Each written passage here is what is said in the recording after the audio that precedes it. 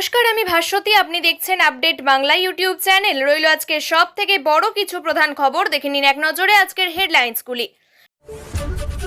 প্রতিমা নয়, প্যান্ডেলের উদ্বোধন করলাম, আগেভাগেই বলে দিলেন মমতা। দুর্গাপুরে তৃণমূল নেতার রহস্য মৃত্যু, বাগানবাড়িতে মিলল ঝুলন্ত দেহ। মহালয়ার আগে পুজো মণ্ডপ উদ্বোধনে হিন্দু ধর্মের রীতি ভেঙেছেন মুখ্যমন্ত্রী, শুভেন্দুকে পাল্টা 4 জবাব কুণালের। মেয়রকে পেয়ে অভিযোগ নাগরিকদের, দ্রুত রাস্তা মেরামতের নির্দেশ দিলেন ফিরাদ। তেজস্বী ছাড়া গতি নেই, বিহার নির্বাচনে কংগ্রেসের ভরসা আরজেডি। দুর্গাপুজোর অনুদানে টাকা কারোর পৈতৃক সম্পত্তি নয়, তৃণমূল বিধায়কের তীব্র আক্রমণ শুভেন্দুর। বেআইনি নিয়োগের জন্য পার্থ মুকুল চাপ দিতেন, আদালতে এসএসসির প্রাক্তন চেয়ারম্যান। গ্রেপ্তার 14, কুর্মী আন্দোলনে রণক্ষেত্র স্টেশন, বাতিল একাধিক ট্রেন। প্রিয় দর্শক, আপনাদের একটা লাইক আর একটা কমেন্ট আমাদের জন্য অনেকটা অনুপ্রেরণা দেয়। আর প্রতিদিনের নির্ভরযোগ্য বাছাই করা খবর পেতে আমাদের আপডেট বাংলা চ্যানেলটিকে সাবস্ক্রাইব করুন। প্রধান খবরগুলি জানতে ভিডিওটি শেষ পর্যন্ত দেখুন, কারণ প্রতিটা মুহূর্তে রয়েছে গুরুত্বপূর্ণ খবর। পিতৃপক্ষের অবসান আর দেবীপক্ষের সূচনা। তবে মহালয়ার একদিন আগেই বড় বড় পুজো মণ্ডপগুলির উদ্বোধন করলেন মুখ্যমন্ত্রী মমতা বন্দ্যোপাধ্যায়। কাল অর্থাৎ শনিবার শ্রীভূমি টালা প্রত্যয় হাতিবাগান সর্বজনীনের মতো পুজোগুলির উদ্বোধন করেন তিনি। কাল প্রথমে হাতিবাগান সর্বজনীনে পৌঁছান মমতা, তারপর ফিতে কেটে মণ্ডপের উদ্বোধন করেন তিনি। মণ্ডপে প্রবেশ করেন তিনি এবং এখান থেকেই মমতা বন্দ্যোপাধ্যায়ের পুজোর উদ্বোধন শুরু। যদিও মহালয়ার আগে পুজোর উদ্বোধন নিয়ে মুখ্যমন্ত্রী পরিষ্কার জানিয়েছেন, কালকে মহালয়ার মাতৃতর্পণ হবে। মাতৃতর্পণের আগে মাতৃমূর্তির উদ্বোধন করি না, মহালয়ার দিন থেকে করি। কাল আমি প্যান্ডেল উদ্বোধন করলাম হাতিবাগানের পর, এরপর মুখ্যমন্ত্রী পৌঁছান টালা প্রত্যয়। এর পাশাপাশি পুজো প্যান্ডেলে মাঝে মাঝে বাংলার গান বাজানোরও আর্জি জানান তিনি। এদিকে মহালয়ার আগেই পুজোর উদ্বোধন করায় বিধানসভায় বিরোধী দলনেতা শুভেন্দু অধিকারী বলেন, শুভেন্দু মমতা বন্দ্যোপাধ্যায় হিন্দু ধর্মের অনুষ্ঠানকে কালচারাল অনুষ্ঠানে পরিণত করতে চান। একটা কথা বলবো, জাগো হিন্দু জাগো। অপরদিকে বিজেপির রাজ্য সভাপতি শ্রমিক ভট্টাচার্য বলেন, ওর উপর মহাদেবের ভরসা আছে, মমতার উপরে ভরসা আছে বলেই তো দেবী দুর্গাকে মহাদেব মর্তে পাঠাচ্ছেন। মা দুর্গার এই জনপ্রিয়তা তৃণমূল দাবি করেছে, তারাই করেছে। মমতা ভগবান আর ভগবানই মমতা, উনি পঞ্জিকার ঊর্ধ্বে। তৃণমূলের জেলার সহসভাপতি এবং আইএনটিটিউসির রাজ্য সহসভাপতি নিখিল নায়েকের রহস্য মৃত্যু। নিজের বাগান বাড়ি থেকে গলায় ফাঁস লাগানো মৃতদেহ উদ্ধার হয়েছে। তাকে খুন করা হয়েছে বলে দলের কর্মী সমর্থকদের তরফে অভিযোগ তোলা হয়েছে। পুলিশ তদন্ত শুরু করেছে। ঘটনায় এলাকায় চাঞ্চল্য ছড়িয়েছে। শনিবার বিকেলের পর বাগান বাড়িরই দোতলার সিঁড়ির রেলিং এর সঙ্গে গলায় দড়ির ফাঁস দেওয়া দেহ ঝুলতে দেখা যায়। ঘটনা জানাজানি হতেই এলাকায় চাঞ্চল্য উত্তেজনা ছড়ায়। দীর্ঘদিনের নেতা হওয়ায় এলাকার যথেষ্ট প্রভাবশালী নিখিল নায়েক, প্রচুর সংখ্যায় অনুগামীও রয়েছে তার। নেতার রহস্য মৃত্যুর খবর শুনেই ওই বাড়ির সামনে ভিড় করেন দলের কর্মী সমর্থক অনুগামীরা। খবর পেয়ে বিশাল পুলিশ বাহিনী ঘটনাস্থলে পৌঁছায়। এটি খুন নাকি আত্মহত্যা, সেই নিয়ে প্রশ্ন উঠছে। অভিযোগ, মৃত তৃণমূল নেতার হাতে খাবার লেগেছিল। শুধু তাই নয়, নেতার পা মাটিতে মুড়েছিল। এই ঘটনা আত্মহত্যা নয়, এমনই দাবি তৃণমূলের কর্মীদের। তাকে খুন করা হয়েছে বলে দাবি তোলা হয় এবং পুলিশ প্রথমে এলে তাদেরকে ঘিরে বিক্ষোভ দেখানো হয়। পুলিশ কুকুর নিয়ে এসে তদন্তের দাবি তোলা হয়। তৃণমূলের 1 নম্বর ব্লকের সভাপতি রাজীব ঘোষ বলেন, অস্বাভাবিক মৃত্যু তো বটেই, আত্মহত্যা বলে মনে হচ্ছে না। পুলিশ তদন্ত করে ব্যবস্থা নিয়ে বিষয়টি সামনে আনুক। এদিন কার বা কাদের বাড়িতে ওই বাগান বাড়িতে গিয়েছিলেন নিখিল নায়েক, সেই প্রশ্ন উঠছে।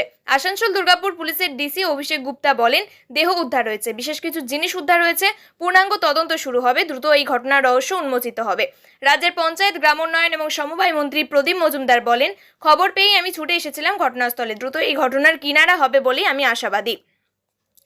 একদিন আগেই পিতৃপক্ষে মুখ্যমন্ত্রী মমতা বন্দ্যোপাধ্যায় বিভিন্ন পুজো মণ্ডপের উদ্বোধন করা নিয়ে প্রশ্ন তুলল বিজেপি, যাকে কুৎসা এবং অপপ্রচার বলে অভিহিত করে কড়া জবাব দিল তৃণমূল কংগ্রেস।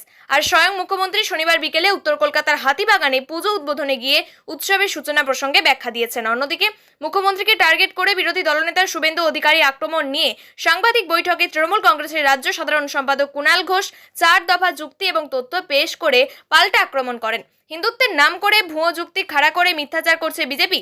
এরা ধর্মীয় রীতিনীতি এবং পাঁজি পুঁথিও জানে না। আবার মুখ্যমন্ত্রী ঠিক কোন কর্মসূচিতে যাচ্ছেন তাও জানা নেই। বিরোধী দলনেতা শনিবার সাংবাদিকদের সামনে অভিযোগ করেন, পিতৃপক্ষে পুজো উদ্বোধন করে মুখ্যমন্ত্রী হিন্দু ধর্মের রীতি ভেঙেছেন। পাল্টা তৃণমূল মুখপাত্র কুণাল ঘোষ বলেন, যুক্তি এবং তথ্য ছাড়াই স্টেপ রাজনীতি করতে গিয়ে বিজেপি তথা বিরোধী দলনেতা কুৎসা এবং মিথ্যাচার করছেন।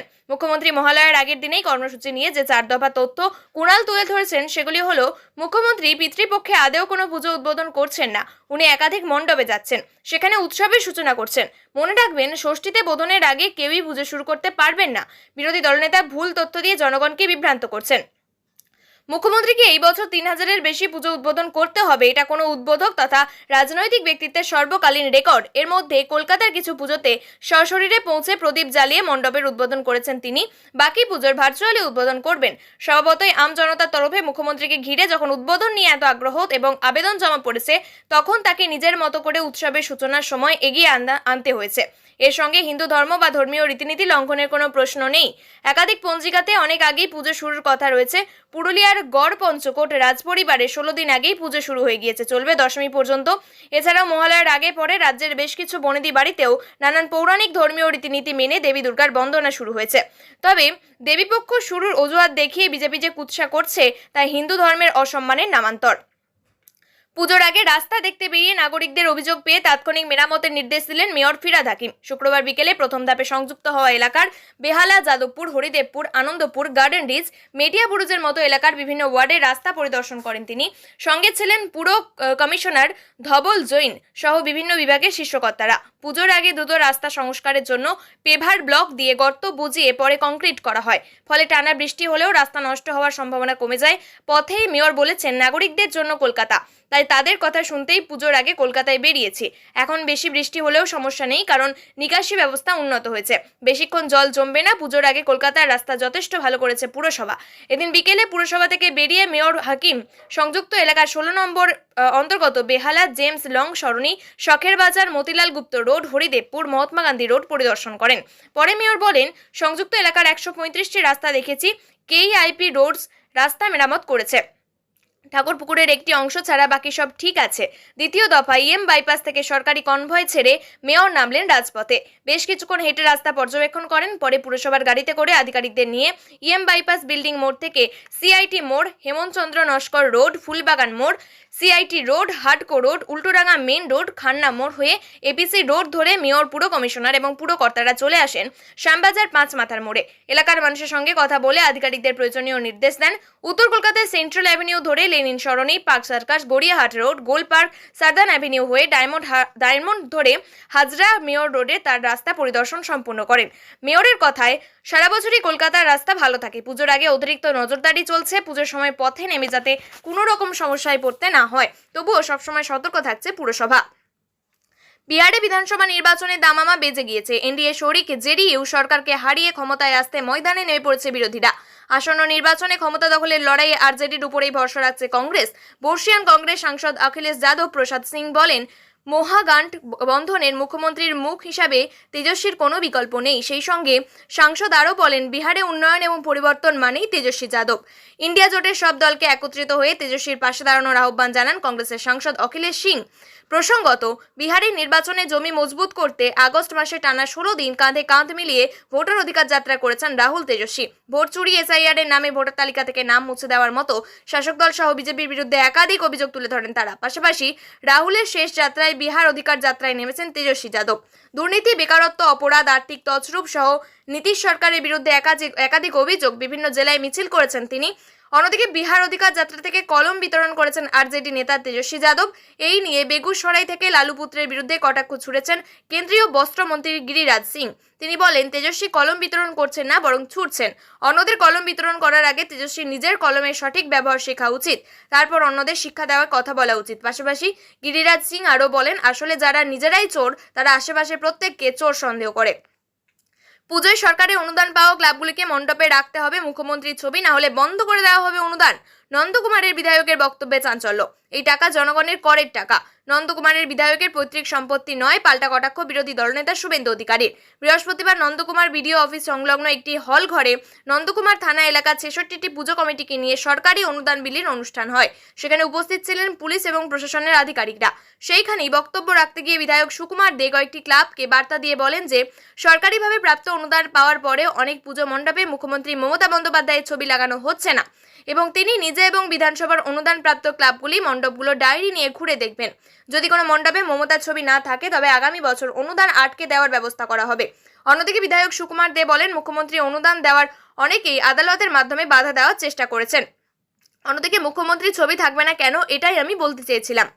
এসএসসি নিয়োগ প্রক্রিয়ায় বিচার প্রক্রিয়া শুরু হয়েছে। আলিপুরে বিশেষ সিবিআই আদালতে প্রাক্তন শিক্ষামন্ত্রী পার্থ চট্টোপাধ্যায়, সুবীরেশ ভট্টাচার্য, এসপি সিনহাদের বিরুদ্ধে বিচার প্রক্রিয়া ট্রায়াল শুরু। প্রথম দিনে সাক্ষ্য দিলেন এসএসসি চেয়ারম্যান। অন্যদিকে ভয়ঙ্কর অভিযোগ করলেন তিনি। শুক্রবারই প্রথম দিন। শুক্রবার বিচারক বিশ্বরূপ সেটের এজলাসে সাক্ষ্য দেওয়া হয় এসএসসির প্রাক্তন চেয়ারম্যানের। এদিন বিচার প্রক্রিয়ার প্রথম শুনানিতে ভার্চুয়াল মাধ্যমে হাজির ছিলেন রাজ্যের প্রাক্তন মন্ত্রী পার্থ চট্টোপাধ্যায়ও। সিবিআই 8 জন সাক্ষীর নাম জমা করে এদিন সাক্ষ্য গ্রহণ সম্পূর্ণ হয় বলে আইনজীবী জানিয়েছেন। এদিন থেকে ট্রায়াল শুরু হয়েছে। একই দিনে 3টি মামলার ট্রায়াল চলবে। এদিন আদালতে সাক্ষ্য দিতে এসেছিলেন এসএসসির প্রাক্তন চেয়ারম্যান। তিনি 2011 সালের জুন মাস থেকে 2013 সালের অক্টোবর মাস পর্যন্ত এসএসসি চেয়ারম্যান পদে ছিলেন। এদিন আদালতে সিবিআই এর আইনজীবী এসএসসির প্রাক্তন চেয়ারম্যানের কাছে জানতে চান, আপনি কার কথায় এসএসসি চেয়ারম্যানের পোস্ট নিয়েছিলেন? জবাবে প্রাক্তন চেয়ারম্যান বলেন, সিএম আমাকে জানান যে আমার চেয়ারম্যান করা হবে, তারপরেই আমি জয়েন করি। তারপর তিনি জানান তাকে 4 বছরের জন্য নিয়োগ করা হয়েছিল, তবে কেন 2013 সালে পদত্যাগ করেন? জবাবে তিনি জানান তাকে বেআইনি নিয়োগ করার জন্য চাপ দেওয়া হয়েছিল। তখনই তিনি মুকুল রায় এবং তৎকালীন শিক্ষামন্ত্রী পদে থাকা পার্থ চট্টোপাধ্যায়ের নাম নেন।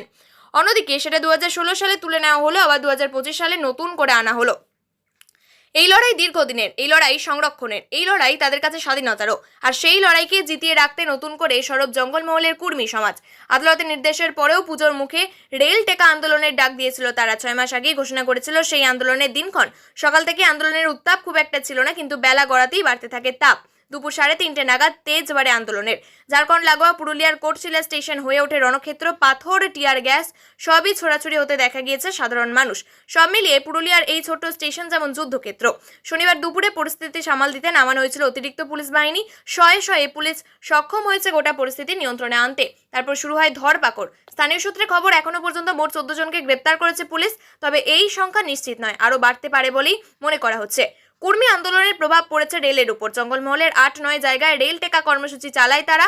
অন্যদিকে যার জেরে ব্যাহত হয় পরিষেবা। ইতিমধ্যে রেলের তরফে একটি বিবৃতি প্রকাশ করে জানানো হয়েছে, কুর্মী আন্দোলনের জেরে শনিবার পূর্ব মধ্য শাখা এবং দক্ষিণ পূর্ব শাখার একাধিক ট্রেন বাতিল হয়েছে। শনিবার বাতিল হয়ে গিয়েছে Asansol Gomoh MEMU, Asansol Varanasi MEMU express, Dumka Ranchi express, Bardhaman Hatia MEMU express, Howrah Dhanbad black diamond express, Asansol Gaya MEMU express এবং হাওড়া গয়া মেমো এক্সপ্রেস। যাত্রাপথ পরিবর্তন হয়েছে। আন্দোলনের জেরে অভিমুখ ঘোরানো হয়েছে হাওড়া যোগ নাগাড়ি ঋষিকেশ দুন এক্সপ্রেসের, হাওড়া কালকা নেতাজি এক্সপ্রেসের, শিয়ালদাহ আজমের এক্সপ্রেসের, Howrah Jodhpur express, Howrah CSMT Mumbai express এবং নিউ দিল্লি পূর্ব এক্সপ্রেসের। প্রিয় দর্শক, নিয়মিত সঠিক খবরগুলি সঠিক টাইমে পেতে সাবস্ক্রাইব করুন আপডেট বাংলা চ্যানেলটিকে। ধন্যবাদ।